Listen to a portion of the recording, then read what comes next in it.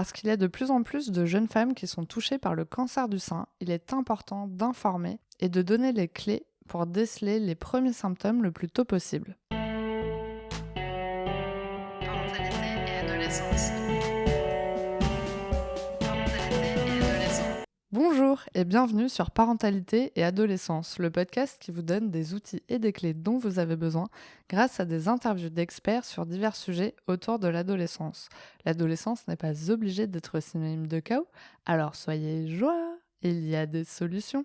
Avant de commencer, si vous n'êtes pas abonné à la chaîne YouTube, n'hésitez pas à le faire dès maintenant pour ne pas manquer les prochains épisodes. Je vous propose un épisode très pratico-pratique sur l'autopalpation avec Sandra qui est bénévole de l'association Jeune et Rose. C'est l'occasion de pouvoir aborder ce sujet avec votre fille ou tout simplement de lui partager directement l'épisode. J'espère qu'il vous plaira. Bonjour Sandra. Bonjour Sarah. Alors pour commencer, pourrais-tu te présenter s'il te plaît ? Bien sûr, donc je m'appelle Sandra, j'ai 27 ans, je suis psychologue de profession et j'habite à Bordeaux depuis 4 ans. Ok. Et il y a 3 ans, en 2020, on m'a diagnostiqué un cancer du sein à l'âge de 24 ans. Du coup, je suis partie pour 1 mois et demi de traitement entre chimiothérapie, chirurgie, radiothérapie, thérapie ciblée. J'ai été en rémission pendant 1 an et le cancer a décidé de faire sa réapparition soudaine en fin d'année 2022. Donc je suis repartie en traitement, j'ai eu une mastectomie totale en début d'année et je suis actuellement en cours de chimiothérapie que je devrais avoir terminé dans pas très longtemps. Super.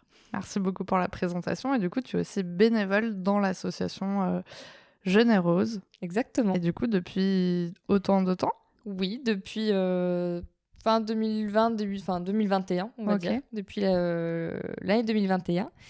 Cette association m'a d'abord soutenue dans tout mon parcours de soins et j'ai été complètement séduite par toutes les actions que l'asso faisait du coup toute l'année sur la prévention et la sensibilisation autour du cancer du sein chez les jeunes femmes. Ok. Et donc j'ai été bénévole dans un premier temps dans l'association et j'ai eu l'honneur d'être également la présidente pendant toute mon année de rémission de l'association Jeune et Rose. Super. Alors, on va en parler un petit peu plus à la fin de l'épisode. Avec plaisir. Donc, aujourd'hui, justement, on va parler ensemble de l'autopalpation. Oui. Donc, est-ce que tu pourrais nous expliquer déjà dans un premier temps à quoi ça sert de savoir le faire ? Bien sûr. Donc, l'autopalpation, l'auto-examen mammaire, comme nous, on aime plutôt le dire, c'est avant tout en fait un geste de bienveillance envers nous-mêmes et de bonne connaissance de soi et de son corps. Du coup, au même titre qu'on va se regarder du coup dans le miroir, détecter les anomalies au niveau de nos grains de beauté, de notre peau, etc., on va également prendre soin de sa poitrine. Et ça fait vraiment partie. Nous, on aimerait en tout cas, on le dit et on le sensibilise dans ce sens-là. On aimerait que ce geste-là soit plus de l'ordre du réflexe en fait chez les personnes, qu'on sensibilise pour que vraiment ce soit un peu dans la routine, quoi. Exactement, voilà, un geste self-care, entre guillemets. On prend soin de soi, on prend soin de sa poitrine également. Ok. Du coup, à partir de quel âge on peut commencer à faire cet examen ? Donc, l'auto-examen mammaire, on le préconise plutôt à l'adolescence, autour de 16-17 ans. Okay. À ces âges-là, généralement, on commence à vraiment prendre soin de son corps, tout le rapport au corps, du coup, est questionné. Et voilà, c'est important, justement, de voir sa poitrine autrement, de voir sa poitrine comme étant avant tout une partie de son corps comme une autre, et vraiment d'en prendre soin et de la chouchouter. Et de vraiment être à même de pouvoir détecter le moindre changement du coup qui apparaît également sur cette zone-là, parce que c'est ça vraiment ce qui est important, c'est vraiment de pouvoir déceler le moindre changement, la moindre anomalie qu'on ne souhaite évidemment à personne, mais voilà, le faire régulièrement et ancrer du coup ce geste au quotidien, ça va permettre d'être d'autant plus alerte et réactive au moindre doute, et d'être vraiment actrice de sa santé. Ok. Du coup, est-ce que ça a un lien quand même un petit peu avec le cycle menstruel ou pas vraiment ? Alors effectivement, l'auto-examen mammaire, nous, on le conseille plutôt de le faire à distance de la période de règles. Ok. Parce que pendant la période de règles, la poitrine est assez sensible, elle est assez enflée, enfin voilà, elle se modifie quand même avec le cycle. Donc du coup, avoir ce geste-là d'effectuer à distance de cette période-là, ça permet vraiment de se l'approprier, de la connaître comment elle est en fait le maximum de temps, la plus Ouais. grande période du mois. Ok. Du coup, voilà, vraiment de se l'ancrer dans ce sens-là. Du coup, concrètement, comment on fait cet auto-examen? Comment ça se passe? Alors, l'auto-examen, donc on dit, donc pour le coup, auto-examen et pas forcément auto-palpation, Ok. parce qu'il y a deux composantes qui vont entrer en compte. La composante visuelle, Ok. d'observer dans un premier temps sa poitrine, et la composante vraiment de palpation, de toucher, Hmm. où là, on va vraiment, comme on le voit souvent dans les tutos, etc., vraiment toucher sa poitrine concrètement. Pourquoi? Parce qu'en fait, il y a pas mal de symptômes qui restent méconnus du cancer du sein et qui sont souvent visuels. Généralement, le cancer du sein, comme on se le représente de premier abord, c'est une boule, une grosseur qui apparaît dans la poitrine, ce qui est effectivement le symptôme majeur encore à l'heure actuelle. Mais il y a d'autres symptômes visuels qui sont complètement inconnus et qui peuvent en fait juste simplement être détectés en se tenant debout face au miroir et en observant du coup dans un premier temps sa poitrine de face, de profil, avec les bras levés également. Ok. Pour vraiment dégager tout le dessous du sein. D'accord. Et ce qui est important également, c'est vraiment d'observer et de palper tout le buste, pas uniquement les seins et la poitrine. D'accord. Parce qu'il y a des ganglions du coup au niveau des clavicules et des aisselles, Ouais. qui est important également d'observer et de toucher pour détecter le moindre chose. La première fois qu'on fait ça, quand on est ado, ça peut être aussi un petit peu perturbant parce que finalement, bah, déjà, t'es pas forcément à l'aise avec ton corps, il y a tout qui change, tu l'as sûrement jamais fait. Donc, du coup, ça va être compliqué un peu de voir la différence entre bah, la différence de l'évolution finalement, parce que tu l'as jamais fait. Donc, finalement, il faut aussi savoir à quoi ça ressemble. Complètement. Ce que tu m'expliquais tout à l'heure, c'était aussi de savoir que c'était pas non plus quelque chose de lisse. Oui. Donc, il va se passer plein de choses en fait pendant cet auto-examen. Et en plus de ça, souvent, donc oui, c'est que quand on va chez le gynécologue, on y va une fois par an, Ouais. si tout va bien, et il fait cet auto-examen, enfin, pas cet auto-examen, et du coup, il fait l'examen tout court. Oui, tout à fait. Est-ce que, du coup, ça change quelque chose qu'on le fasse, nous, de notre côté, Mhm. au lieu de le faire qu'une fois par an? Bien sûr. En fait, l'auto-examen mammaire ne se substitue pas à l'examen gynécologique et vice-versa. Mmh. C'est-à-dire que le rendez-vous gynéco est très important. Voilà, régulièrement d'aller voir un professionnel de santé, donc médecin, gynécologue, sage-femme, pour voilà, avoir un point de vue de professionnel, pouvoir discuter de plein d'autres questions et vraiment avoir un examen complet, Mmh. que ce soit gynéco et de la palpation mammaire. Mais ce qui est d'autant plus important, c'est voilà, vraiment de faire ce geste-là chez soi aussi, dans la régularité, car c'est cette régularité qui va permettre de détecter le plus rapidement le moindre changement, la moindre anomalie, la moindre chose en fait qui apparaît ou qu'on sent, qui n'est pas habituelle, qui apparaît vraiment comme ça soudainement et qui persiste un peu dans le temps. Mmh.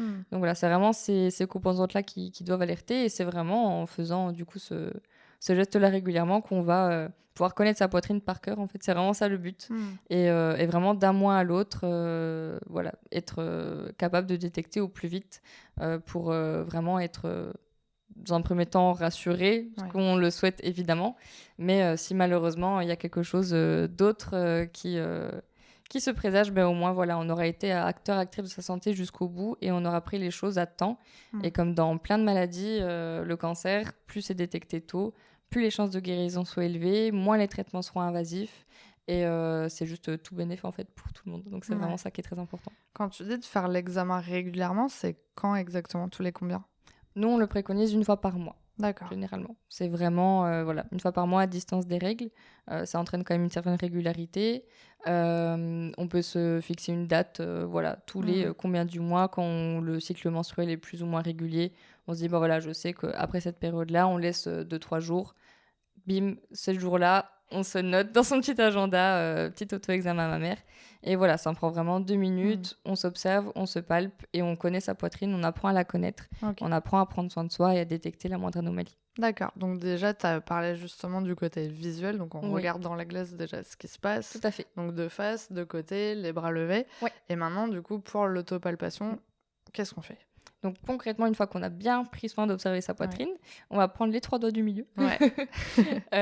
C'est ceux qui vont être les plus sensibles en fait pour Ok. détecter la moindre anomalie. Et on va faire des gestes en fait circulaires, au niveau vraiment de tout le buste. Ok. Donc ce que Voilà. tu disais, c'était au niveau de la clavicule jusqu'en dessous du sein. Tout à fait, et de façon assez méthodique, donc c'est pour ça qu'on est venu avec le buste pour vraiment Ouais. pouvoir mieux se représenter les différentes zones, du coup à ne pas oublier. Et c'est vraiment, voilà, le but c'est d'aller sur toutes les zones et sur toute la poitrine, de faire ça des deux côtés Hmm. et de faire ça voilà, dans la régularité, vraiment C'est avec quoi les cercles. qui change du coup le fait de faire de façon circulaire? Parce qu'en fait, si tu dis que tu suis un canal donc qui est, on va dire, tout droit, pourquoi on pourrait pas juste faire de haut en bas? Ouais, c'est vrai que c'est un réflexe qu'on fait voilà, vraiment de façon circulaire, on le dit de façon, personnellement en tout cas de façon plus machinale, parce qu'on va vraiment pouvoir aller tout autour de la D'accord. poitrine, et ça va être plus simple après pour aller dans les différentes zones.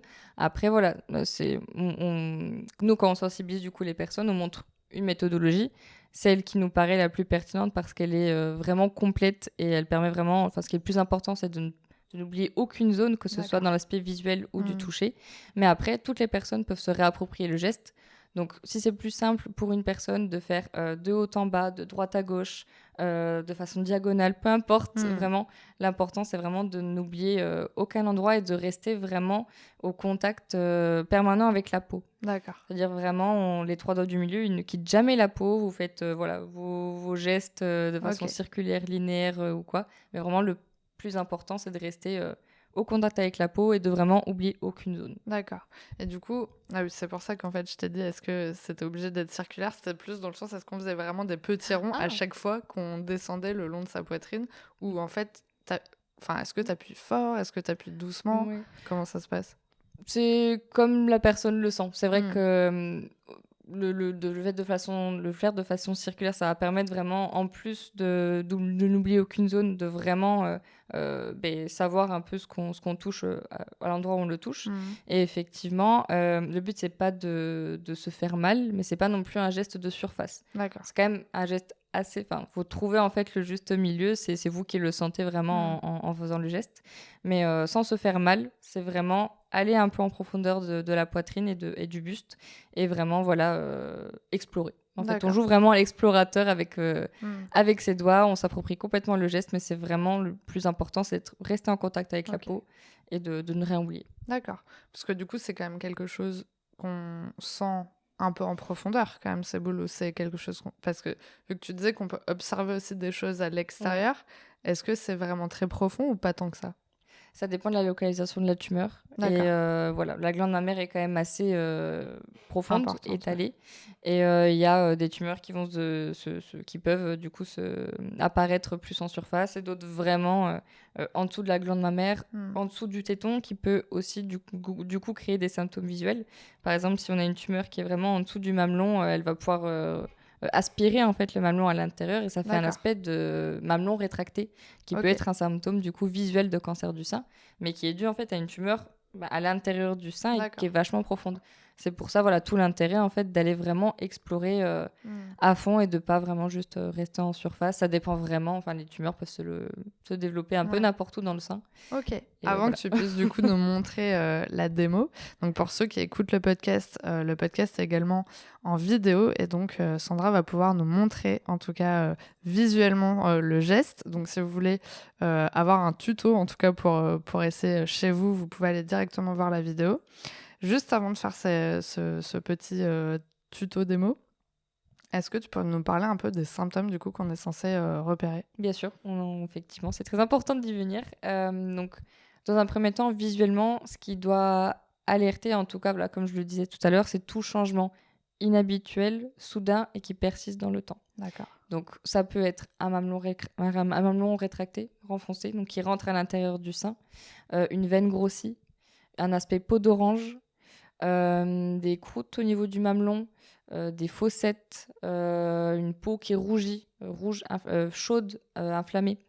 Voilà, c'est vraiment les symptômes les plus courants, en tout cas visuellement, et qui doivent vraiment alerter. Si on a toujours eu un mamelon rétracté, voilà, il n'y a pas d'inquiétude. Généralement, on va quand même checker auprès de son médecin pour s'assurer que tout va bien, mais si ça a toujours été le cas, il n'y a pas de panique. C'est vraiment tout changement soudain qui doit alerter, en tout cas au niveau visuel. Un aspect asymétrique également. Voilà, mais comme ce que je viens de dire, les seins ne sont pas 100% symétriques. Oui. Donc voilà, c'est vraiment, si c'est d'un seul coup que ça apparaît, faut s'alerter. Donc ça, c'est vraiment au niveau de l'aspect visuel. Et après, vraiment, au niveau de l'aspect du toucher, c'est toute grosseur, dure, fixe, et un aspect de peau cartonnée également. C'est-à-dire genre vraiment au toucher, t'as l'impression que c'est du carton, c'est un peu super solide. dur, effectivement, oui. Tout à fait. Et ça, c'est pas du tout... ça ne bouge pas, en fait. C'est vraiment fixe comme sensation. C'est sur la peau, effectivement. D'accord. Donc, c'est voilà, on passe la main sur la peau et c'est extrêmement dur. C'est pas forcément une boule, mais c'est vraiment un aspect, peau, cartonnée qui vraiment ne bouge pas, effectivement. Ok, super. Alors, c'est parti pour la démo. Let's go. Du coup, pour se représenter plus visuellement les choses, voici donc un buste de palpation. Donc, c'est avec ce buste-là qu'on sensibilise les personnes à l'auto-examen mammaire. Donc, comme je le disais tout à l'heure, voilà, on ne prend pas que des coupes de seins, on prend vraiment un buste pour vraiment aller de la base du cou à la poitrine, juste en dessous, pour vraiment bien prendre en compte les clavicules et la zone axillaire, juste ici au niveau des aisselles. Voilà. Donc, comme je disais tout à l'heure, comme il y a quand même pas mal de zones à explorer, à observer, on va essayer d'être méthodique et de se représenter en fait visuellement 2 lignes, une verticale et une horizontale, qui se rejoignent au niveau du mamelon. Ce qui va permettre de dégager du coup une première zone qui va prendre en compte le creux axillaire, les aisselles. Une deuxième zone juste à côté qui va remonter jusqu'à la clavicule pour vraiment bien checker ces ganglions-là. Une zone en dessous, une 4e zone juste à côté. Et la 5e et dernière zone, c'est celle du mamelon. Donc voilà, une fois qu'on a identifié mentalement ces 5 zones, on va prendre donc ces 3 doigts-là, petits 3 doigts du milieu. Et voilà, on va faire des gestes circulaires, des gestes de haut en bas, voilà, comme vous le sentez. Mais voilà, on va rester au contact de la peau. Et on va aller observer, palper, du coup, toutes ces zones. Hop, on remonte au niveau de la clavicule. Tac, on redescend. On refait un autre tour. On va vraiment autour du mamelon. Hop, on appuie dessus. Et on termine par le presser légèrement pour s'assurer qu'il n'y ait pas d'écoulement également qui sorte du mamelon. Un écoulement inhabituel devrait nous pousser à consulter aussi. On fait pareil sur l'autre sein et on peut être très fiers de nous parce qu'on a pris soin de notre corps et de notre poitrine. Merci beaucoup. Déjà, c'était hyper intéressant de pouvoir voir la démo. Est-ce que tu avais besoin de nous montrer autre chose de ce qui se passe à l'intérieur ou c'était bon, en tout cas niveau tuto? En tout cas, niveau tuto, je pense que c'est le principal. Après, ces bustes-là qu'on utilise, c'est des bustes avec des anomalies type cancer du sein. D'accord. Il y a 8 anomalies. Et du coup, le but, c'est voilà, comme les personnes qu'on sensibilise, on va leur montrer d'abord le geste, on va parler comme on le fait actuellement de l'auto-examen mammaire. Et après, on va les challenger. Justement, on va leur demander du coup de palper, d'observer le buste et de trouver les anomalies. Ok, donc du coup c'est ça en fait, vous avez plusieurs bustes avec différentes anomalies et justement ils vont pouvoir se rendre compte en touchant concrètement vraiment ce que c'est d'avoir l'aspect de cette peau cartonnée. C'est tout à fait ça, oui, effectivement, qu'on ne se représente pas forcément mentalement, mais effectivement qui est tout à fait représenté avec ces bustes-là. C'est des bustes qui sont également utilisés dans les écoles de sages-femmes, de médecins, pour apprendre le geste aux étudiants. Super. Voilà. Du coup, justement, si on détecte une anomalie, ou qu'on a un doute, ou qu'on a juste peur, surtout ne pas regarder sur Doctolib sur Internet, des photos atroces qui pourraient nous traumatiser. Du coup, vers qui on est censé se tourner en premier? Alors, on peut, dans un premier temps, aller chez son médecin traitant, qui est aussi un professionnel qui peut palper la poitrine, l'observer et prescrire des examens complémentaires. Mais on peut également aller chez son ou sa gynécologue, son ou sa sage-femme. D'accord. Les sages-femmes sont aussi formées Ouais. et habilitées à faire du suivi gynécologique, au même titre qu'un médecin de type gynéco ou médecin généraliste. Et elles ont elles ont généralement moins d'attentes également. Ouais. Donc voilà, ça peut être vachement intéressant. On pense pas forcément aux sages-femmes, alors Mm. qu'elles font, elles font vraiment le même travail au même Ouais. titre. Bah, personnellement, en tout cas, moi, je suis tournée vers une sage-femme, Ouais, justement, et c'est vrai que tout va bien, en fait. Il n'y a complètement. y a pas vraiment de changement particulier entre une gynéco et une sage-femme. Donc, Tout à fait. c'est vrai que ça peut être chouette, en tout cas, de trouver le médecin avec qui on se sent à l'aise, parce que c'est pas forcément un examen, en tout cas, qu'on a vraiment envie d'avoir C'est exactement ça. chaque année. Ouais, C'est tout à vraiment pas fait. une partie de plaisir. Mais voilà, en tout cas, si le médecin est plutôt sympa, au moins, ça se passe déjà dans un bon environnement et c'est déjà très chouette. C'est exactement ça. En plus, ce qui peut être intéressant, c'est ça, ce qu'on se disait aussi tout à l'heure, c'est que souvent, on peut mettre un petit peu de temps Mm. à aller consulter la première fois, en tout cas, un gynécologue, Ouais. parce qu'on va peut-être pas oser demander l'accord forcément des parents, parce que ça veut dire peut-être parler pilules, parler aussi des premiers rapports, Ouais. alors qu'en fait, on peut aussi très bien aller consulter une gynéco sans avoir eu de premier rapport, sans avoir Exactement. eu envie de prendre la pilule, Tout à fait. mais juste simplement de savoir si on est en bonne santé, on va bien, C'est tout à fait ça. et du coup, on peut quand même demander des explications à sa gynécologue ou à sa sage-femme sur l'auto-examen pour Mm. peut-être qu'elle nous explique un petit peu mieux Exactement. comment ça se passe et si on a des questions ou voilà. Tout à fait. C'est des professionnels qui sont tout à fait habilités à répondre à ce genre de questions Mm. et à accompagner justement les personnes qu'elles reçoivent dans ce contexte-là. Donc, faut pas hésiter à en parler. Super. Alors, on arrive à la question pour les auditeurs. Oui. As-tu un message à transmettre aux personnes qui nous écoutent aujourd'hui? Oui. Alors, dans un premier temps, vraiment, prenez soin de vous. Mm. Vraiment, ça passe également, donc voilà, comme je disais, par prendre soin de soi, de son corps, de sa poitrine. Donc vraiment apprendre à l'observer, à la toucher, à la connaître. À en parler également autour de vous, du coup, voilà, aux enfants, une fois qu'ils ont atteint, du coup, un âge, voilà, Ouais. 16-17 ans, le lycée, voilà, les premières, les premiers échanges autour de son corps et des changements, effectivement, qui peuvent arriver à cette période-là. Et voilà, vraiment de consulter au moindre doute, voilà, d'être vraiment acteur et actrice de sa santé. Ouais. C'est vrai que c'est jamais des sujets qu'on a envie d'aborder ou auxquels on a envie de penser, ce qui est tout à fait normal. Mm. Mais ça fait partie, du coup, voilà, vraiment de toutes les choses qu'on fait pour être en bonne santé, donc bien manger, bien s'alimenter, faire du sport, etc., prendre soin de sa santé mentale. Et donc, ça passe aussi par prendre soin de son corps et de sa poitrine. Donc, Ce que je trouve aussi très intéressant, c'est qu'effectivement, tout le côté prévention que vous pouvez faire, parce que c'est pas forcément quelque chose dont on parlait vraiment beaucoup avant, et ce que j'ai trouvé hyper alarmant, et c'est pour ça que je suis contente qu'on ait pu faire cet épisode ensemble aujourd'hui, c'est que du coup, moi, aujourd'hui, j'ai 33 ans, et j'ai vu énormément de jeunes femmes qui avaient même moins de 30 ans, du coup, avoir un cancer du sein. Et c'est vrai que c'est un peu alarmant parce qu'on se dit, ok, il n'y en avait peut-être pas autant avant. Est-ce qu'il n'y en avait pas autant avant ou est-ce qu'on n'en parlait pas autant avant? Ce qui est intéressant aussi, c'est de se dire que avec tout ce qui est réseaux sociaux, finalement, bah, voilà, si c'est une influenceuse que tu pouvais suivre sur les réseaux à qui ça arrivait, bah, finalement, tu vas être informé de ce qui peut se passer et de ce que tu peux faire aussi. Donc finalement, c'est chouette qu'il puisse y avoir des gens qui diffusent aussi toute cette information sur les réseaux. Mais tout le travail que vous faites, en tout cas en asso, c'est aussi incroyable et t'as pas besoin d'attendre de voir peut-être quelqu'un que tu suis sur les réseaux t'en parler. Et il y a peut-être d'autres choses, en tout cas autour, qui existent. Et justement, pour avoir l'information avant que ça soit trop tard. Tout à fait. Et c'est vraiment le travail qu'on fait toute l'année.